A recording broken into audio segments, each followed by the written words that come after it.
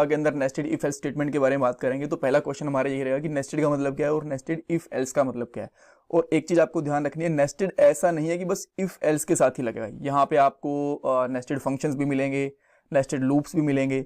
हो सकता है आपको ये ना पता हो कि लूप्स क्या होते हैं, फंक्शन क्या होते हैं, बिकॉज अब तक हम लोगों ने पढ़ा ही नहीं है कुछ वीडियोस के अंदर, बट आने वाली वीडियोस में आपको देखने को मिलेंगे नॉर्मल फंक्शन भी, नेस्टेड फंक्शन भी, नॉर्मल लूप्स भी और नेस्टेड लूप्स भी, सब कुछ देखने को मिलेगा, सारे के सारे टॉपिक जैसे मैंने आपको बताया था, राइट।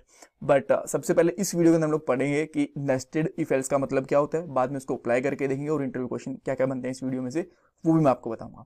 पहले क्वेश्चन की तरफ जाते हैं। नेस्टेड का मतलब, इस वर्ड का मतलब होता है कि एक चीज के अंदर एक और चीज होना, उसको हम लोग नेस्टेड बोलते हैं, राइट। अब नेस्टेड इफ एल्स का मतलब है कि एक इफ एल्स के अंदर एक और इफ एल्स होना, ठीक है। कैसे, मैं आपको दिखाता हूं। आपको ध्यान होगा लास्ट वाले पार्ट के अंदर हम लोगों ने एक इफ लगाया, उसके बाद में एल्स इफ और बाद में एल्स लगा दिया, तो ये तो हमारा पैरेलल चल रहा था। अब मान लो कि पहली कंडीशन के अंदर यहां पे आपको एक और इफ लगाने की जरूरत पड़ गई, इसके अंदर एक और उस इफ के अंदर एक और इफ लगा दिया आपने और उसके अंदर एक और इफ लगा दिया, तो इसको हम लोग बोलते हैं नेस्टेड इफ एल्स स्टेटमेंट, कि एक इफ के अंदर एक और इफ, उसके अंदर एक और इफ, उसके अंदर एक और इफ। अब कोई लिमिट है क्या कि कितने हम लोग इफ एल्स लगा सकते हैं? नहीं, ऐसा कुछ लिमिट नहीं है। आप 10 भी लगा सकते हो, 20 भी लगा सकते हो, जहां तक आपका सर्वर आपकी प्रोग्रामिंग सपोर्ट करती है। प्रोग्रामिंग मीन्स की रैम आपके सिस्टम की कॉन्फ़िगरेशन सपोर्ट करती है, तब तक चलेगा। ऐसा कोई दिक्कत नहीं है कि हम बस 2-4 ही लगा सकते हैं। आप चाहो तो 20, 25, 100, 150 भी लगा सकते हो। ऑलराइट, अच्छा, आप इसका एक यूज भी देख लेते हैं, छोटा सा यूज केस देख लेते हैं कि किस केस के अंदर हम लोग इसको यूज कर सकते हैं। बट उसके लिए मैं एक अलग से फाइल बनाऊंगा। सो मैं यहाँ पे src फोल्डर के ऊपर जाता हूँ और यहाँ पे एक न्यू फाइल बनाता हूँ। इसका मैं यहाँ पे नाम रख लेता हूँ नेस्टेड इफ एल्स। और सबसे पहले मैं इसके अंदर वही पब्लिक फंक्शन बनाऊंगा, पब्लिक स्टैटिक वॉइड मेन, और यहाँ पे हम लोग लिखेंगे स्ट्रिंग और आर्ग्यूमेंट्स लिख देंगे हम लोग यहाँ पे।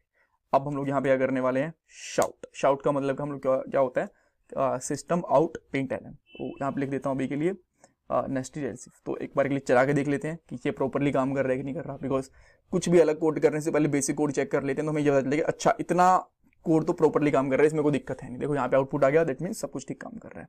तो अब मैं क्या करता हूँ, एक सिंपल पहले इफ एल्स कंडीशन बनाता हूँ, बट उसके लिए मुझे कुछ वेरिएबल चाहिए। सबसे पहले मैं लेता हूँ एज, ठीक है। एज ली, लेट्स से कि मैंने 20 ले ली, ठीक है। मुझे एज की जरूरत पड़ेगी, इक्वल टू लगाना भूल गया, ठीक है। अच्छा, उसके बाद में मैं यहाँ पे क्या करूँगा, लेट्स से स्ट्रिंग ले लेता हूँ, ठीक है। स्ट्रिंग ले ली मैंने, जेंडर ले लिया मैंने, ठीक है। अब जेंडर लेट्स से ले लिया मैंने मेल, ठीक है। और उसके बाद में हम लोग ले सकते हैं लेट्स से इंटीजर एक और ले लेते हैं।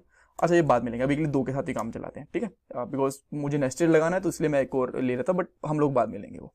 तो अब हम लोग यहाँ पे कंडीशन लगा सकते हैं, अगर let's say as greater than 18 है, यानी कि 18 है। लास्ट टाइम आपको ध्यान होगा कि हम लोगों ने जितनी भी यहाँ पे कंडीशंस यूज करी ना, इक्वल टू यूज करा था, ठीक है, कि एज इक्वल टू मान लो 18, तो ये वाली कंडीशन फेल हो जाएगी। तो एज इक्वल टू 20 लगा सकते थे हम लोग इस तरीके से, और यहाँ पे कर सकते थे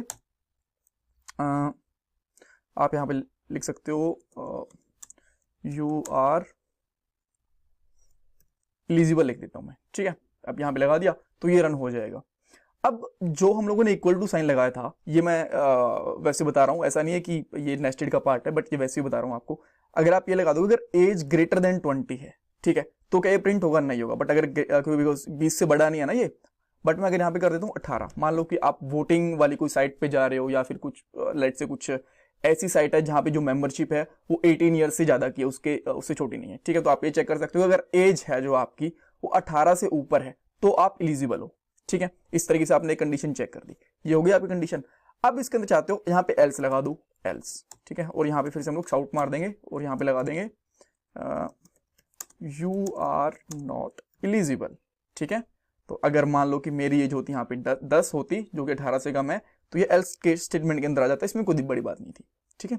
ये आप लोगों को लास्ट वाली वीडियो से भी पता है और आप देख के भी समझ सकते हो, ठीक है। यहाँ पे यू आर नॉट एलिजिबल, वापस से 20 करता हूँ। अगर आप इसके अंदर आ गए, तब आप यहाँ पे चेक करना चाहते हो कि जो जेंडर है वो मेल है या फीमेल है, ठीक है। यहाँ मैंने लगा दिया इफ, और यहाँ पे लगा दिया जेंडर, और इक्वल टू यहाँ पे लगा दिया आपने मेल है, ठीक है। तो ये वाली स्टेटमेंट चलेगी, यहाँ पे आप लगा सकते हो शाउट, ठीक है। और एल्स यहाँ पे लगा सकते हो शाउट, ऊपर वाले में लगा सकते हो यू आर इनवाइटेड, ठीक है। और यहाँ पे आप लगा सकते हो let's say you are not invited. ठीक है, अब ये मत बोल देना कि यार आप मेल फीमेल का मैं डिस्क्रिमिनेशन कर रहे हो, ऐसा नहीं, जस्ट मैं एग्जांपल लेके बता रहा हूँ आप लोगों को यहाँ पे कि जस्ट एक कंडीशन लगा के बता रहा हूँ। कंडीशन चाहो तो आप उल्टी भी कर लो, ठीक है, फीमेल लगा लो उसकी जगह पे, मैं ऐसा कुछ डिस्क्रिमिनेशन नहीं कर रहा, बस मैं एग्जांपल देने की कोशिश कर रहा हूँ यहाँ पे। ठीक है, तो अब देखो यहाँ पे मेल है तो सबसे पहले ये फर्स्ट वाली कंडीशन के अंदर जाएगा, अब उसके अंदर ये चला गया फिर यू आर इन्वाइटेड, अगर वो मेल है तो आप देखोगे एलिजिबल भी है और वो इन्वाइटेड भी है। तो अब जो हम लोगों ने ये अंदर वाला इफ लगाया ना, आप ये देखो ये वाला, तो ये इसका एक नेस्टेड इफ बन गया। ठीक है, नेस्टेड इफ बन गया, एक बाहर वाला होगा, बाहर के अंदर एक और इफ के अंदर एक और इफ लगा दिया तो हम लोगों ने क्या बन गया, वो नेस्टेड बन गया, एक के अंदर एक और इफ। तो इसी तरीके से एक फंक्शन के अंदर एक और फंक्शन या एक लूप के अंदर एक और लूप होता है तो वो क्या बन जाते हैं, nested loops and nested functions बन जाते हैं।